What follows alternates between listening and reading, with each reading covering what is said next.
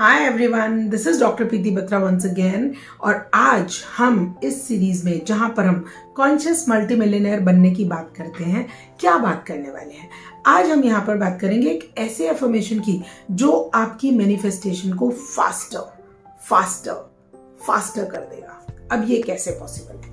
क्योंकि हमें ये मालूम है कि जो यूनिवर्स की एनर्जीज हैं वो हमारी एनर्जीज के साथ में कब रेजोनेट करेंगी, या हमारी एनर्जीज यूनिवर्स की एनर्जीज के साथ में कब रेजोनेट करेंगी, जब हम अलाइंड होंगे यूनिवर्स की एनर्जीज के साथ में। क्योंकि लाइक माइंडेड जितने भी लोग होते हैं वो अट्रैक्ट करते हैं लाइक माइंडेड लोगों को। फॉर एग्जाम्पल, अगर आपको एक ऐसी कंपनी पसंद है जिनको ग्रोथ पसंद है, तो आप ऐसे ही लोगों से रिजोनेट भी करेंगे और ऐसे ही लोगों की कंपनी आपको अच्छी भी लगेगी। सिमिलरली, अगर आपको बुरी कंपनी में आप जा रहे हैं, इसका मतलब आपको बुरी चीजें करना जो है ना, वो उनमें ज्यादा मजा आ रहा है।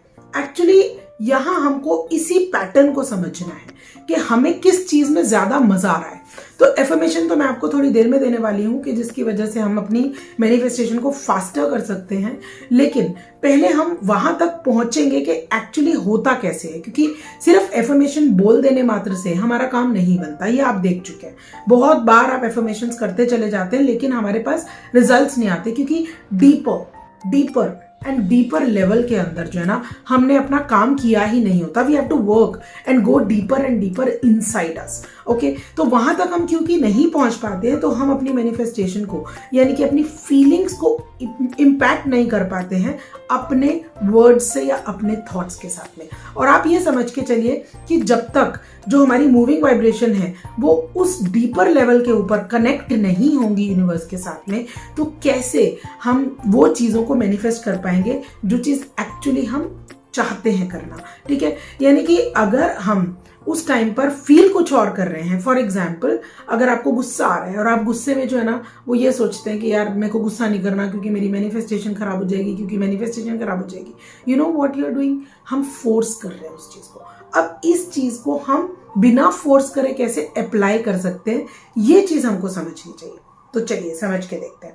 होता यह है कि जैसे एक कंप्यूटर होता है ना, कंप्यूटर के सॉफ्टवेयर में आप जो भी उसके अंदर सॉफ्टवेयर में कोई भी लैंग्वेज में कुछ भी जब आप लिखते हैं तो वो चली जाती है हमारे हार्डवेयर में, और हार्डवेयर उसकी प्रोसेसिंग करता है, जिसको हम सीपीयू कहते हैं। तो हम ये मान लेते हैं कि हमारा जो ब्रेन है ना वो एक सीपीयू है, एक हार्डवेयर है। ओके, एक हार्डवेयर है जो कि जिसका काम है सिर्फ और सिर्फ प्रोसेसिंग करना। ओके, यानी कि माइंड में, यानी कि आपके सॉफ्टवेयर में आप जो भी डालेंगे, जो भी थॉट डालेंगे, ओके, जो भी थॉट आपके दिमाग में आता है ना, उस थॉट को अगर आपने प्रोसेसिंग के लिए भेज दिया, ध्यान से सुनिएगा, अगर आपने उस थॉट को प्रोसेसिंग के लिए भेज दिया और वो थॉट रिलेटेड है किसी फियर से, एंगर से, या जेलसी से, या किसी भी ऐसे इमोशन से जो कि एक नेगेटिव इमोशंस में काउंट होता है, तो हम क्या कर रहे हैं, हम एक्चुअली उसको उस प्रोसेसिंग के लिए भेज रहे हैं जहां पर हमारा ब्रेन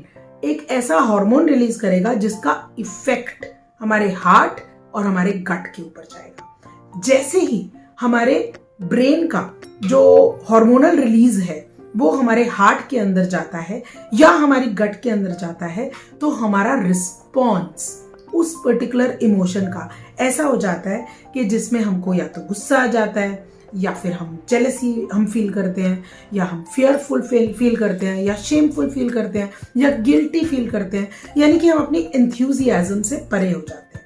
ओके, क्योंकि हम अपने एंथुसियाज्म से परे हो जाते हैं या मोजो स्टेटमेंट से परे हो जाते हैं, तो नेचुरली हमारा जो लेवल है, रेजोनेट करने वाला जो लेवल है, वो शिफ्ट हो जाता है। नाउ अब एक बार पता है क्या हुआ, महात्मा गांधी से किसी ने पूछा कि यार आप अहिंसा के पुजारी हो, क्या आपको कभी गुस्सा नहीं आता? तो उन्होंने बोला मुझे गुस्सा आता है, ठीक है, और मुझे बहुत ज्यादा गुस्सा आता है, लेकिन मैं ये देखता हूं कि मैं अपने उस गुस्से में हूं कितनी देर।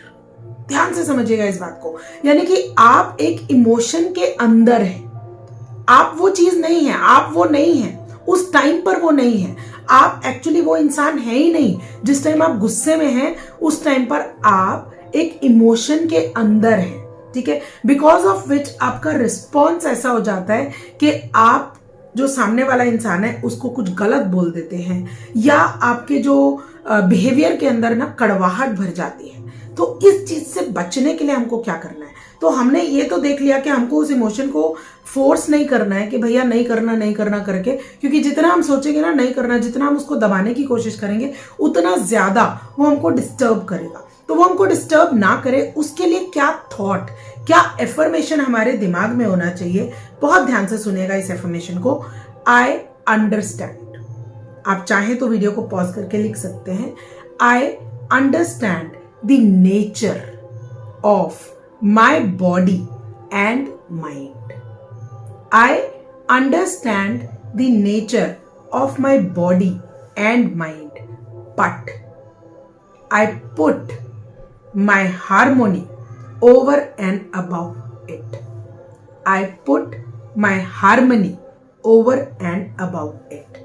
ठीक है, जैसे ही आप ये थॉट सोचेंगे ना, आप अपने उस इमोशन से बाहर निकलने की कोशिश करेंगे।